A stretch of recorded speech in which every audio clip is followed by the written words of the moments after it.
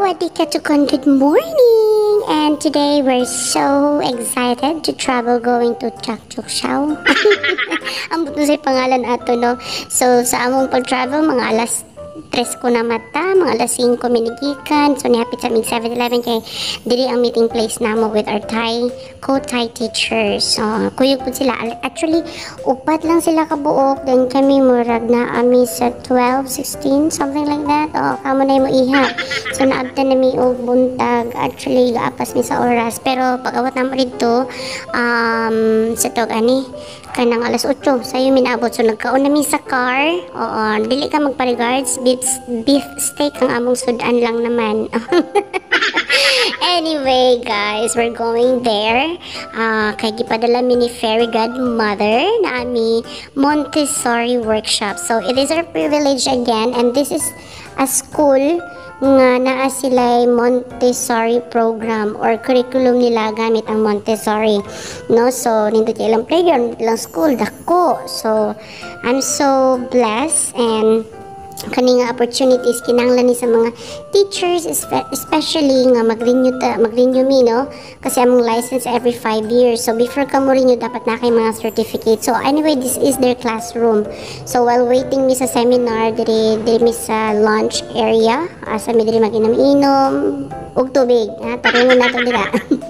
So nagsugod na mi dinami sa sulod area. Actually kada school murag lima ra ilang representative, no? But kami diri gi amo jung gi grab ang opportunities. Tanan gyud mi nangadto. Diba? Oh, mga Filipino ra pod, no? Kay mo lagi ni dugay na ta sa school niya, mag-renew man ta sa atong mga license diri as teachers in Thailand.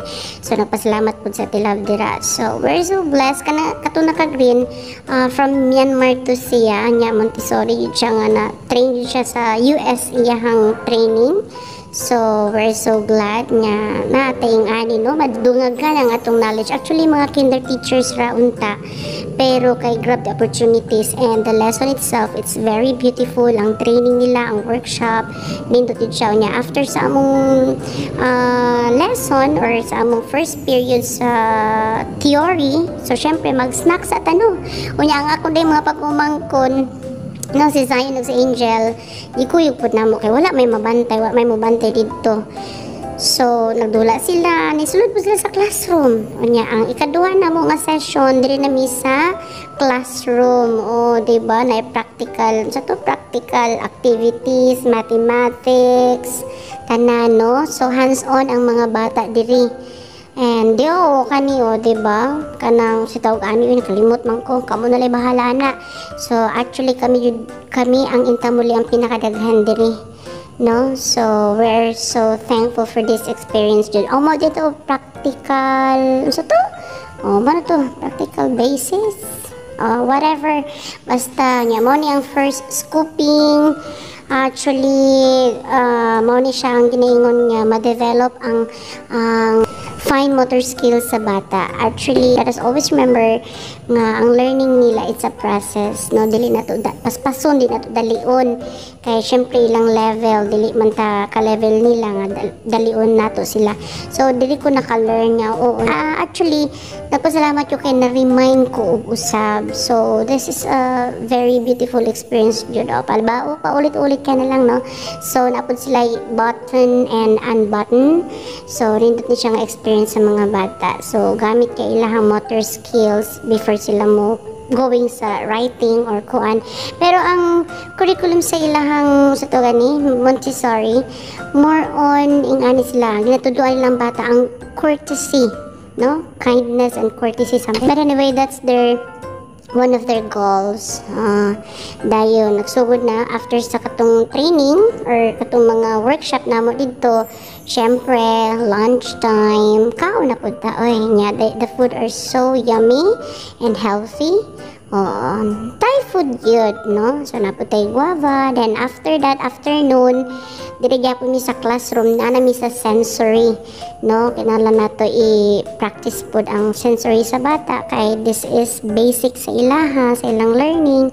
So kaning naka-green Myanmar siya na ang taga Myanmar nga teacher. 5 months pa lang siya diri nga school. So ang ilang gamit niya is Montessori yun ilang curriculum. So kaning mga materials from Montessori as well. So ginatudloan din nilang bata. Ang ilahang training sa bata is more on enjoy learning. Anyway, to silang sayon to sa kinder. Oo, naboringan na ba jud kay sila dira. Pero but anyway, I think nag-enjoy raman pud sila.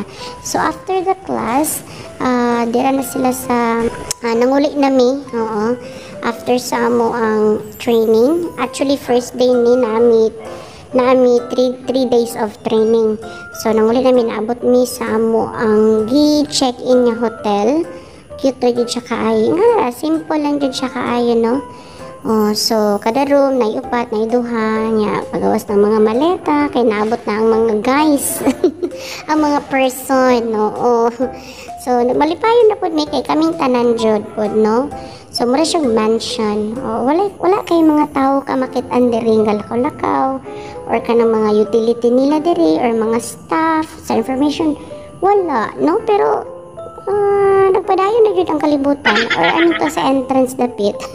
So mo ni among room na sink na syempre na jud na toilet, no? So upat mi diri ka buok.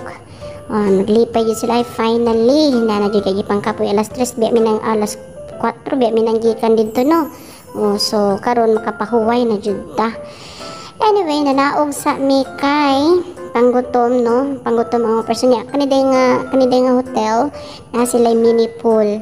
So we plan to buy something to eat for our dinner. So nangita mig tindahan, may na lang na ay duol niya big C. Nanguyog po ang mga kauban niya Thai teachers. So kaway-kaway pa man kanila sila dito. Mag-car unta sila. Kami, mag-hike kami. Sige, mag-hike pero sila. Yaginan ko sa gagawa. Ay, nakan ako kahalang ka itong kuan. Katong noodles bitaw. Cheese noodles. So, nagdalag mga supot ang mga person. So, nanulod namin murag mansion, no? Sana all. So, nangaon sila. Ako, wala ko ni kaon saging. Wala akong gikaon kay murag busog kay ko dito sa among gikanan. Sa training ba? So ready to bed na me. And that's all for today. God bless. See you on our day 2. Okay? Ingat! God bless po.